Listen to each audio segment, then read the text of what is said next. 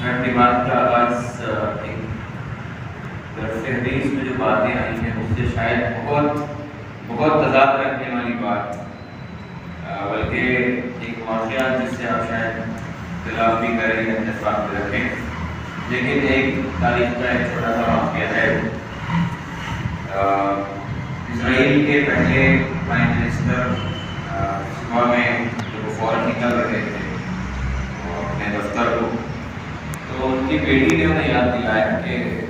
وجہ آج جو ہے دیوار گریا کی عبادت کا، یعنی وہاں سالانہ دعا جو ہوتی ہے اس کا دن۔ تو اسرائیل کے پرائم منسٹر نے کہا کہ نہیں، مجھے اس سے اہم کام نپٹانے، حکومت کے بڑے کام نپٹانے۔ تو بیٹی نے حیرت سے پوچھا کہ ابا جان، اس دن سے اور اس عبادت سے، دعا سے بھی زیادہ اہم کام بھی تو ہو سکتا ہے کہ جس اسرائیل، جس حکومت، جس ریاست کا خوف یہودیوں نے کئی دفعہ دیکھا ہے اور اسی کے لیے اپنی جان لڑاتے ہیں، تو آج وہ دیوار گریا پر سالانہ دعا کا موقع ہے، تو آپ اس کو کم اہمیت دے کر آپ حکومت کے کاموں کی طرف جا رہے ہیں۔ تو یہودی تھا، اس نے جواب دیا کہ بیٹا، اگر دعاؤں سے اتنا ہی کام ہوتا تو تم دیکھتے ہو کہ سالانہ حج کے موقع پر لاکھوں مسلمان جمع ہو کر اسرائیلی ریاست کی تباہی کی دعا کرتے، لیکن کچھ ہوتا ہے۔ حیرت میں ڈالنے والی بات یہ تھی کہ لاکھوں مسلمانوں کی دعائیں اس چھوٹی سی ریاست کو تباہ نہیں کر پا رہی۔ بے شک یہ بات صحیح ہے کہ دعا عبادت کا مرض ہے، لیکن دعا سے پہلے بھی کچھ آداب بھی ہیں جن کو کر کے دعا کرنی چاہیے۔ لیکن مومن کا معاملہ صرف دعاؤں پر منحصر رہنا ہی مومن کی شان ہے۔ تو یہ مختلف چیز ہے، ایک انسان کا اسٹیٹمنٹ ہے، بہت غلط بھی ہو سکتا ہے، لیکن دنیا کی حقیقت یہ بتاتی ہے کہ دعاؤں سے زیادہ عمل اور قوت اور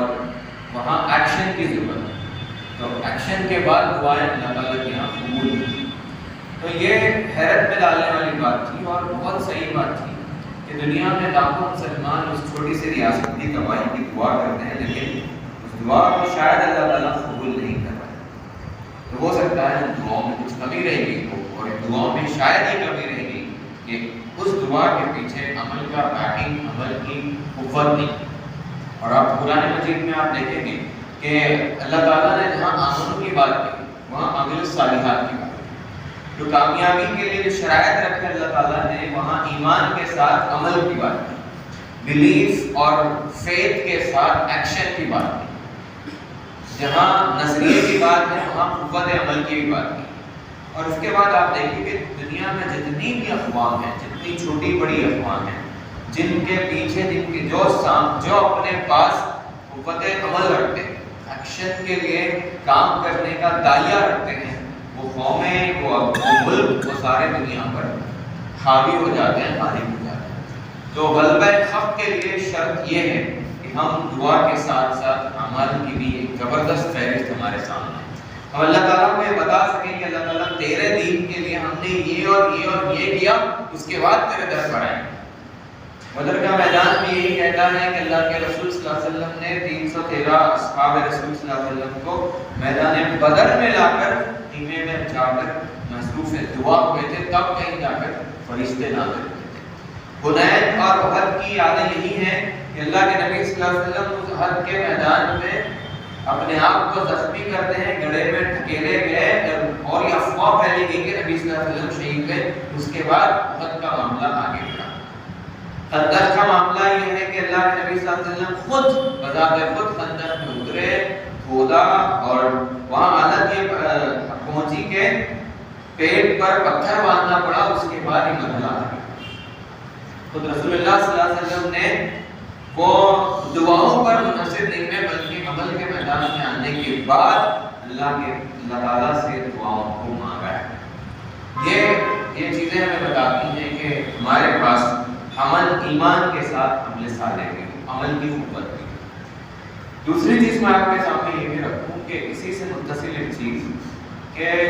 سلطنت عباسیہ یا پھر اور ہماری اسلامی تاریخ کے حوالے سے جب یہ بات عیاں تھی کہ بہت زبردست حکومت مسلمانوں کی تھی، تو اس وقت جو ہے بغداد جو ہماری اسلامی سلطنت کا دارالخلافہ اور کیپٹل سٹی، تو وہاں پر ہر دوسرے دن چھوٹی موٹی باتوں پر مناظرے، اور ایک دن تو ایسا ہوا کہ بغداد کے گلیوں میں 4-5 سے زیادہ گلیوں میں بڑے بڑے مناظرے اور ڈیبیٹ اور ڈسکشن چل رہے تھے، اور ان مناظرے اور ان ڈیبیٹس کا جو عنوان تھا، حیرت میں ڈالنے والے عنوانات تھے۔ کہیں پہ یہ بحث ہو رہی تھی کہ ایک سوئی کے ناکے پر کتنے فرشتے بیٹھ سکتے، کہیں اور جگہ یہ بحث ہو رہی تھی کہ مسواک کی لینتھ، مسواک کی لمبائی کتنی ہونی چاہیے جس سے ہم مسواک کر سکیں اور جو حلال، اور کہیں یہ بھی بحث تھی کہ قوا حلال ہے یا حرام ہے، یہ بحثیں چل رہی تھی۔ اور اسی وقت ہلاکو خان کی فوج وہاں آئی اور ان کو تہس نہس کر دیا۔ وہ مسلمان جو مسواک کی لمبائی پر بحث کر رہے تھے، ان کو باطل نے زبردست قوت کے ساتھ لاشوں میں کے ڈھیر میں تبدیل کر دیا کہ جو مسواک کی حرمت اور مسواک کے سائز پر بات کر رہے تھے، ان کا ایمان، ان کا مناظرہ، ان کے بحثیں، ان کے ڈسکشنز وہ ہلاکو خان سے بچا نہیں سکے۔ تو وہ یہی حالت آگے بڑھی ہے، اور پوری دینی محفلوں میں اور پوری جماعتوں میں اور پوری مسلمانوں کے گروہوں میں جن چیز کو اولین ترین مقام حاصل ہوتا ہے، یہی حاصل ہوتا ہے کہ جمعہ میں پہنچا، دیکھا کہ تقریر کرنے والے صاحب کی داڑھی کا سائز پہنچ چکا ہے۔ ہم نے ایک بڑے خطاب کو سنا، لیکن وہاں ہم نے دیکھا کہ فلاں اور فلاں چیزیں موجود نہیں۔ ہماری بحثوں کا موضوع، ہماری پوری مناظرے کا ٹاپک یہ رہے گا کہ دین اسلام کی جو فروعی چیزیں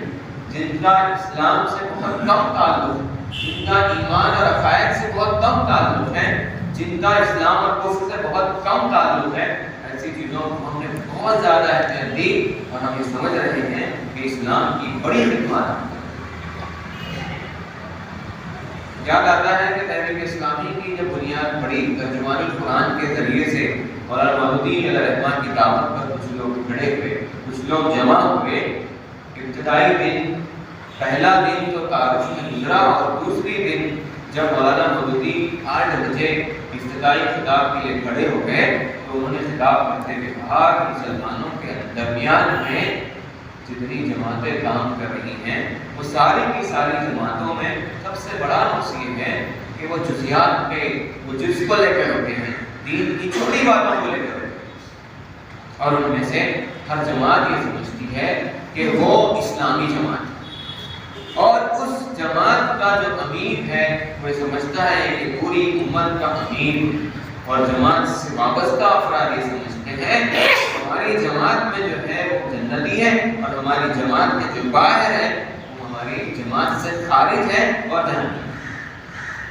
تو مولانا مودودی نے وہاں بڑی ذمہ داری کے ساتھ یہ بات کہی تھی، کہا کہ اسلامی جماعت کا قیام اس مقصد سے ہوا ہے کہ وہ پورے اسلام کی تحریک کو لے کر، اور وہاں کھل کر یہ بات لکھی گئی ہے کہ اس تحریک اسلامی میں، اس جماعت اسلامی میں صرف ایسے لوگوں کی ضرورت نہیں ہے جو قابل ہیں، جو بڑے ماہر ہیں، جو ایکسپرٹس ہیں، جو کریم آف دا سوسائٹی ہیں، نہیں، لیکن اس جماعت میں چھوٹے سے چھوٹے اور بڑے سے بڑے، یہاں بوڑھا، نوجوان، خاتون، ملازم، پیشہ ور، سارے لوگوں کی ضرورت ہے، اور یہ تحریک اسلامی اسی سے آگے بڑھی۔ ذرا آگے بڑھیے، تحریک اسلامی یا جماعت اسلامی میں اصل جو کام ہے یہی ہے کہ ہم جزیات کے بجائے چھوٹی چھوٹی چیزوں کو اپنی عنوان بنانے کے بجائے بڑی بڑی چیزوں کو آگے سامنے، بہت بڑا مقصد، بہت بڑا کام یہی تھا کہ اس دین اسلام کو یہاں ادیان باطلہ پر غالب، الذی ارسل رسولہ بالہدی ودین الحق لیظہرہ علی الدین کلہ ولو کرہ کافرون ولو کرہ المشرکون۔ اللہ تعالیٰ نے اپنے رسول کو دین حق اور ہدایت کے ساتھ اس لیے بھیجا تھا کہ یہ دین کو سارے ادیان پر قائم ہے۔ لیکن چاہیے کہ ہمارے اطراف میں کئی ایک باطل نظریات ہیں جو اپنی پوری ایڑی چھوٹی کی قوت لگا کر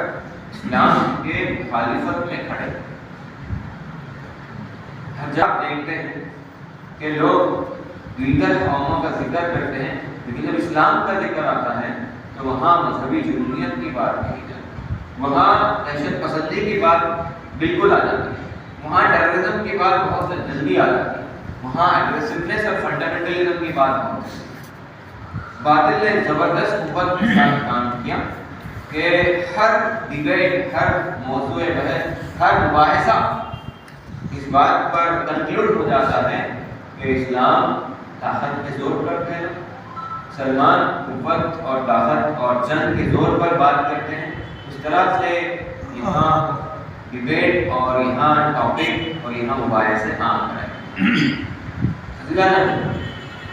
یہاں جن باتوں پر اس وقت غور کرنا ہے کہ یہ ہے کہ تحریک اسلامی سے وابستہ ہونے کے بعد تین چیزوں کی بہت زیادہ ضرورت ہے۔ نمبر ایک، پہلا ہے کہ علم و شعور۔ ہم تحریک اسلامی کو اس وقت تک سمجھ نہیں سکتے جب تک کہ ہمارے پاس اسلام کا بہترین شعور نہ ہو۔ یہ شعور، یہ دین علم، اور بعض مرتبہ ہم یہ اس بات کو لے کر بہت کنفیوز ہو جاتے ہیں یا پھر ہم یہ خام خیال میں رہتے ہیں کہ ہم نے قرآن و حدیث کی کچھ چیزوں کو پڑھنا یا پڑھ کر یہ سمجھنا کہ ہم نے دین اسلام کی پوری شعور حاصل کر لی، بہت بڑی خام خیال کی غلط ہے۔ اسلام کی جو بنیادی چیزیں ہیں، اور اسی لیے ہم دیکھتے ہیں کہ یہاں خطبات اور شہادت حق سے ہمارا مطالعہ شروع ہوتا ہے اور تفسیر القرآن سے مطالعہ شروع ہوتا ہے، تو یہ مطالعہ آگے ہی پڑھنے چاہیے، یہاں رکنا نہیں چاہیے۔ دین اسلام کا شعور ہمیں یہ ہونا ہے کہ تحریکی تصور جو اسلام کا مولن موجود ہے کہ اسلام کا جامع تصور ہٹا کر ایک تحریک، ایک موٹیویشنل، ایک موومنٹ والا تصور، یعنی ایک اسلام وہ ہے جو آپ کو اس بات پر اطمینان دلاتا ہے کہ آپ قرآن و حدیث پڑھتے رہیں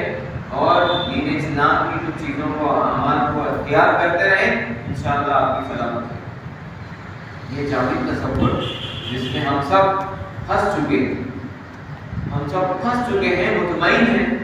کہ ہاں ہم نے اسلام کی وہ بنیادی چیزیں حاصل کر لی ہیں جس سے ہماری نجات ہوئی۔ لیکن اسلام کا حرکیاتی تصور یہ کہتا ہے کہ نہیں، اسلام اس وقت تک نامکمل،